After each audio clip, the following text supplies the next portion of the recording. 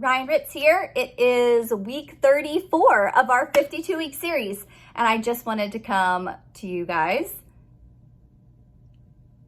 This story in the Bible, we're going to be in Mark chapter 25. We're memorizing verse 23, but this is a parable. Jesus taught and helped us learn in so many different ways, right? He was loving and caring. He asked curious questions, and he shared parables, like stories. And so this is the story or the parable of the bags of gold or the bags of money.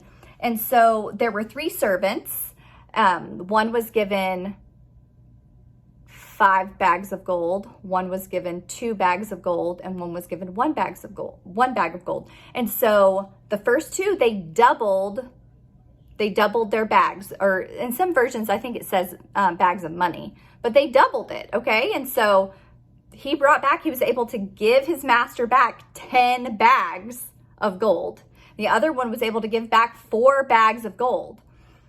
The one servant that was given 1 bag of gold, which it made me wonder, I mean, it doesn't say anything about this, but it made me wonder, did that master know the gifts, talents, and abilities that those servants had?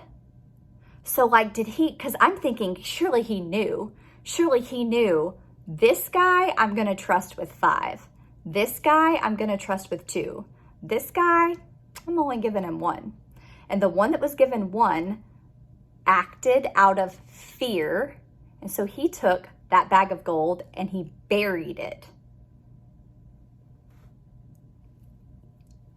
And so I think it's really notable to note he acted out of fear. He buried it. And in the Bible, oh man, I lost my spot, but I think he was like, called him lazy and wicked. The servant that gave it, I mean, he gave him back his money, but he's like, you could have put it in the bank and I at least would have gotten interest. But he acted out of fear. And because he acted out of fear, and when I say acted, he really did nothing. He buried it. He took 0 action. He was called lazy and wicked. It's not like he went out investing and made a bad investment and lost the money. He did nothing. I think that poses the question, even outside of the money that we make, right? You have gifts, talents, and abilities that the Lord has given you. What are you doing with them? When I say, what are you? I'm asking myself that too. What are we doing with the gifts, talents, and abilities that the Lord has given us?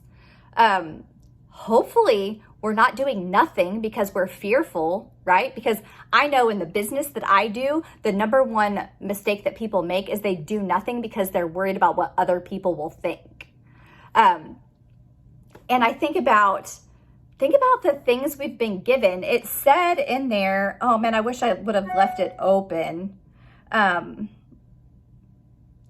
This is what was said to the servants that did well. It said, well done, good and faithful servant. You have been faithful with a few things. I will put you in charge of many things. Come and share in your master's happiness. And this so reminds me of, I had always dreamed of having a house I could be proud of. And I moved from a small, not nice house in Arkansas to an even smaller house in Wisconsin. I went from like 1,000 square feet to 800 square feet. Small, okay? And I had a conviction in my heart. I felt like the Lord said this very thing. If you're not going to take pride in what I've provided for you right now, why in the world would I give you something better? And so you know what I did? I took pride in that 800 square foot house, and I truly found so much joy living there. I did. I focused on the things I loved about it, and I made it a happy, to the best of my ability, home for me and my boys. And was it small? Yes. Were there a lot of issues? Yes. But I took a lot of pride in it. And same thing with my car. And of course, now I'm moved into a big, gorgeous home that I still wake up and I'm like, I can't believe this is my house. I think that in my master bedroom, my master bathroom, and my master closet, that might be close to the square footage of my Wisconsin house. Just my master. I'm not even kidding. I had a car, you guys, the car I had, it had no air conditioning, no heat. Anytime you opened the door, the alarm would go off. And the only way to get the alarm to go off was to start the car. And every time I started the car, the windshield wipers went off. It was a circus. I would have a baby on my hip and a toddler there. The alarm would go off. They'd scream. It was crazy, okay? But I felt in my heart along my journey of having that car that God told me, if you don't take care of this and take pride in your car now, why would I bless you with something else? And so I made it a point every single Friday to clean my car and take really good care of it. Now, I hadn't always taken good care of it. Since then, I've been blessed with 3 free Lexus. Like, I've had 3 Lexus vehicles, all free, given to me by my company. I actually technically get paid a little bit to drive them. It's a long story, but I'm very faithful with I want to make sure, and guys, I'm telling you those as like great examples. They're for sure examples that I'm blind to right now of things I'm probably not stewarding well. In fact, listening to this, I felt convicted with my time because I got to looking at what is my greatest gift right now, and that is 100% time. I have time freedom. People would love to have the time freedom. Am I stewarding that well? You know, am I using my time the way the Lord would want me to use my time? Am I investing it properly? Am I holding back because I'm fearful of whatever it may be? Same thing with like the talents and gifts. I'm not a singer. No one wants me to sing. But I mean, I know of someone who is an incredible singer, and they would be amazing on the worship team at their church, but they're too fearful of messing up or what other people would think to serve.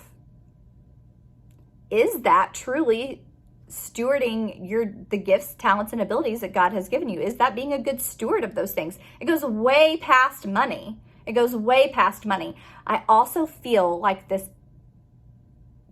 and I feel like this maybe is a ministry down the road, to have a mindset around money. I have my close inner circle of friends. We've done a lot of mindset work when it comes to money, right? Because a lot of people think about money not being a good thing or whatever. Y'all, we need really wealthy kingdom builders, right?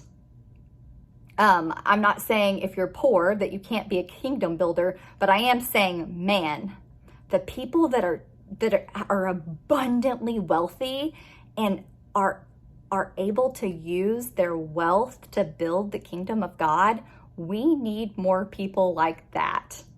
And I truly believe that if the Lord has given you a gift or a talent, or an ability to even bring in an income, you should feel no guilt about that unless you're not stewarding it well. So this is a good reminder with this verse to think, at the end of the day, can I hear the voice, well done, good and faithful servant? Did you steward your gifts, your time, your talent, your abilities, and your financial blessings and monetary blessings that you have? Have you been stewarding them well? All right. I love you guys. You have a great week, and I'll see you Sunday.